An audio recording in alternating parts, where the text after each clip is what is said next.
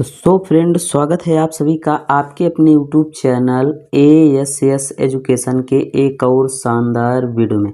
आज की शानदार वीडियो में आप सभी को कक्षा 12 फिजिक्स 2024 में आने वाले महत्वपूर्ण क्वेश्चन 4 क्वेश्चन के बारे में बताने वाले हैं, जो कि हर बार बोर्ड पेपर में पूछा जाता है।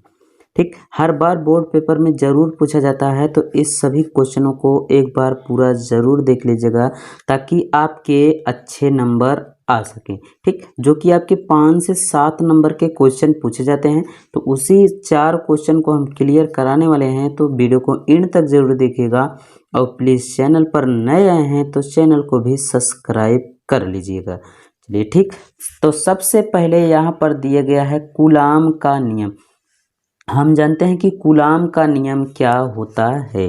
ठीक, तो कूलाम का नियम, कूलाम के अनुसार दो बिंदु आवेशों के मध्य कार्य करने वाले बल आवेश के गुणनफल के अनुक्रमानुपाती होता है तथा मध्य के दूरी के वर्ग के व्युत्क्रमानुपाती होता है। ठीक, दो बिंदुओं के कहने का अर्थ, एक बिंदु यहाँ से और दूसरा बिंदु यहाँ, इस दोनों की कूलाम के नियम के अनुसार दो बिंदुओं के आवेश मध्य कार्य करने वाला, यहाँ मध्य Q1, इसे हम Q1 मान लेते हैं, Q2, इन दोनों बिंदुओं के बीच आवेश के गुणनफल के अनुक्रमानुपाती होता है। अनुक्रमानुपाती होता है, कहने का अर्थ F proportional Q1 into Q2, जो कि यहाँ से आपको दिखाई दे रहा है, समीकरण नंबर 1 है। ठीक, तथा मध्य के दूरी, इन्हीं दोनों के मध्य की दूरी जो है वर्ग के व्युत्क्रमानुपाती, इसके वर्ग के व्युत्क्रमानुपाती होता है, जो कि यहाँ से आपको लिखा है F प्रोपोर्शनल 1/r स्क्वायर। ठीक, 1/r स्क्वायर, समीकरण नंबर 2। अब यहाँ से समीकरण 1 व 2 से क्या करेंगे कि इसका मान हम रख दे रहे हैं। समीकरण 1 का मान कितना है, F proportional Q into Q2 और F प्रोपोर्शनल 1/r स्क्वायर। ठीक, तो इसमें रखेंगे Q1 इंटू Q2। यही कह रहा है कूलाम के अनुसार दो बिंदुओं के आवेश मध्य कार्य करने वाला क्या है, Q1 इंटू Q2। ठीक, यही दोनों क्या है, मध्य कार्य करने वाले बिंदु हैं। ठीक, अब इनके व्युत्क्रम के अनुपात के बराबर होता है। ठीक, व्युत्क्रम के अनुपात के बराबर होता है। अब यही व्युत्क्रम अनुपात का जो चिन्ह होता है, इसको हटाने के लिए हम किसका प्रयोग करते हैं, K का प्रयोग करते हैं, जो क्या है, नियतांक है। K क्या है, नियतांक है, इसी का हम प्रयोग करते हैं। यही प्रोपोर्शनल हटाने के लिए हम किसका, K का प्रयोग करते हैं। K, जो कि यहाँ से K क्या है, क्या है, नियतांक है। ठीक, अब F बराबर, यहाँ से F बराबर हो जाएगा K into Q1 into Q/r square. ठीक, जहाँ K, चूँकि K बराबर होता है 1/4πε0, एप्सिलॉन 0 के बराबर होता है। ठीक, F बराबर, यहाँ से सूत्र हमारा हो जाएगा 1/4πε0 into Q1 into Q2/r square. ठीक, r स्क्वायर, लेकिन यहाँ से जब इसका जो मान होता है 1/4πε0 का मान हमारा होता है 9 × 10⁻⁹। ठीक, इसका यही मान होता है। ठीक, तो इस मान को हम इस सूत्र में रख देते हैं, तो इसका जो मान रखेंगे तो F प्रोपोर्शनल हो जाएगा 9 × 10⁹ into Q1 into Q2/r square.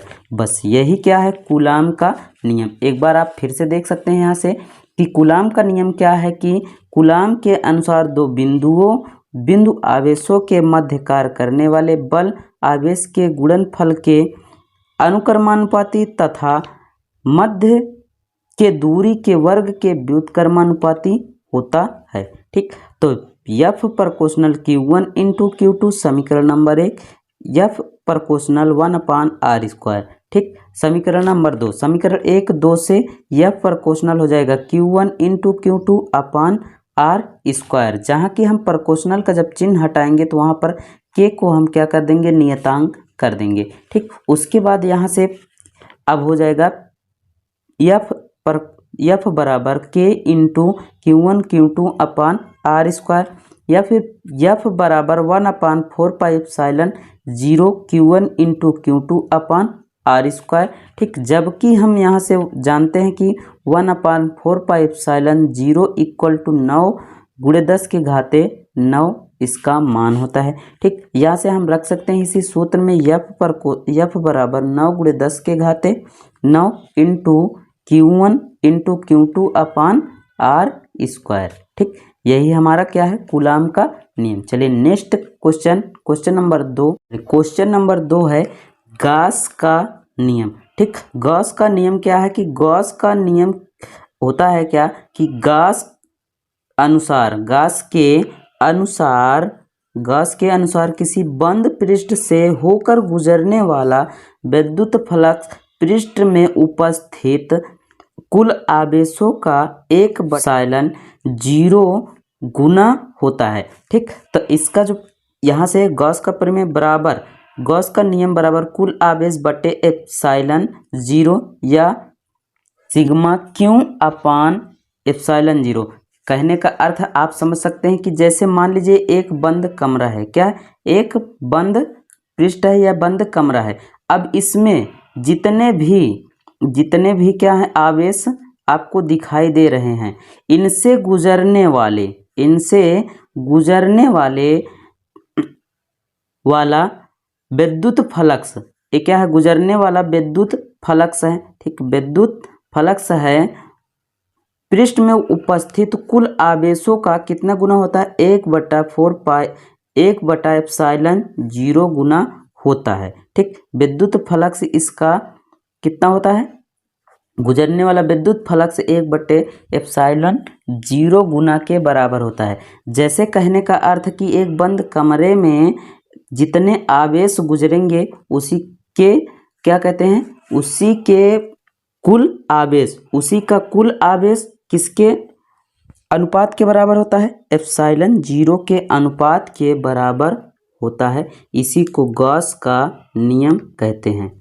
ठीक। कुल आवेश बटे epsilon 0 equal to sigma Q upon Q0। ठीक। यही है गॉस का प्रमेय। ठीक। गॉस का नियम है। ठीक। तो इसको अच्छे से याद कर लीजिएगा क्योंकि यह 5 नंबर का क्वेश्चन आपके बोर्ड पेपर में पूछा जाता है।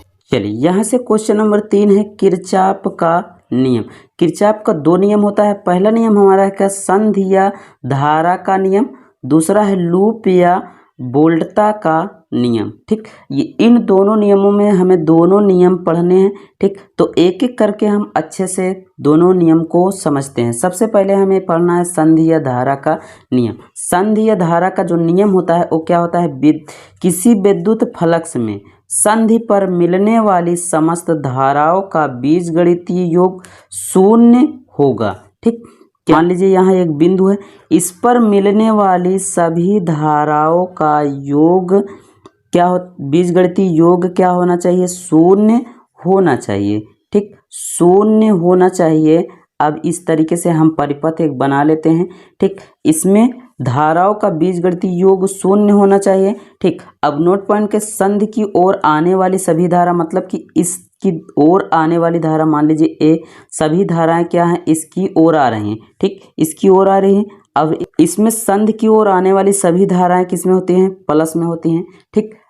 इसमें जितनी भी धाराएं हैं, अंदर की तरफ जो धाराएं जा रही हैं वो सब क्या हैं, प्लस में हैं। ठीक। और चलिए इसमें संधि से दूर जाने वाली धाराओं को हम किस में लेंगे, माइनस पॉजिटिव या पॉजिटिव में लेंगे। ठीक। तो इस तरीके से चित्र हम बनाएंगे। चलिए फिर से एक बार चित्र को हम फिर से आपको समझा देते हैं, जिससे यहाँ से मान सकते हैं, जिससे धाराएं आपको जितनी धाराएं क्या लिखा है, संधि की ओर आने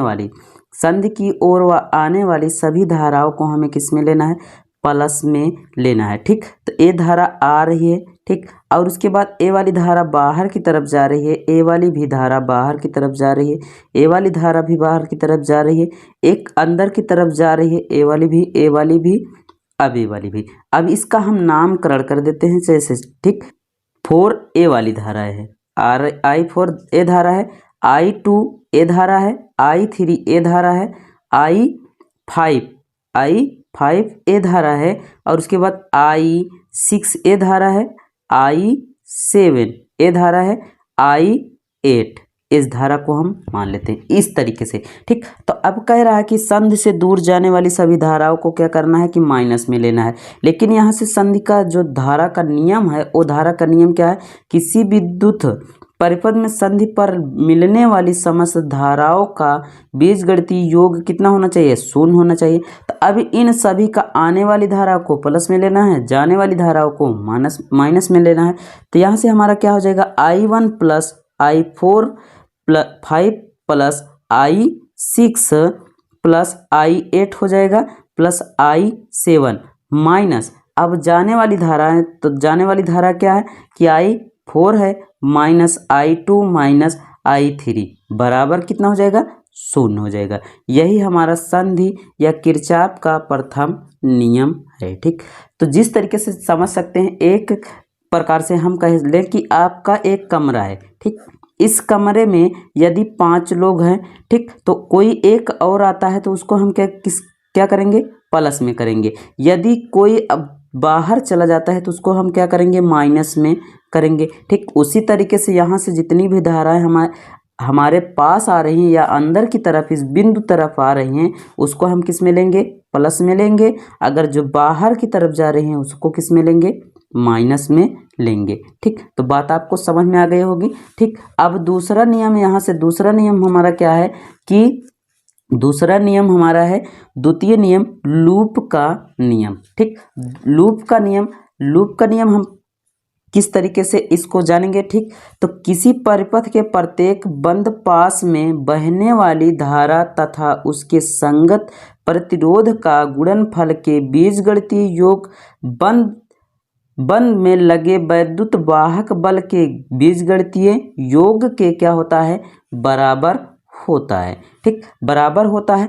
तो sigma I into R equal to sigma क्या हो जाएगा, सिग्मा E, ठीक। इस तरीके से ये हमारा क्या है, द्वितीय लूप का द्वितीय नियम है, ठीक। यहाँ से हम जिस तरीके से जान सकते हैं कि इसमें I क्या है, R क्या है और उसके बाद E क्या है। तो I का जो मान दिया गया है, I का मान हमारा क्या है, धारा है, ठीक, धारा है। और उसके बाद R का जो मान दिया गया है क्या है, प्रतिरोध है। E हमारा क्या है, विद्युत वाहक बल, ठीक, विद्युत वाहक बल है। अब उसी प्रकार हम यहाँ पे आपको समझाते हैं एक होमवर्क के तहत, जिसको हम समझते हैं कि वीडियो आप पूरा देखते हैं या नहीं देखते हैं। उसी के तहत आपको एक होमवर्क दिया गया है, क्या, बायो-सेवर्ट नियम। बायो-सेवर्ट नियम का आपको सिर्फ सूत्र लिखकर कमेंट बॉक्स में कमेंट करना है। बाकी बायो-सेवर्ट नियम क्या होता है इसको हम नेक्स्ट वीडियो में आपको ज़रूर बताएंगे, ठीक। आज के लिए बस इतना ही, मिलते हैं आपको नेक्स्ट वीडियो में किसी और धमाकेदार वीडियो में। टेक केयर, गुड बाय, जय हिंद, वंदे मातरम।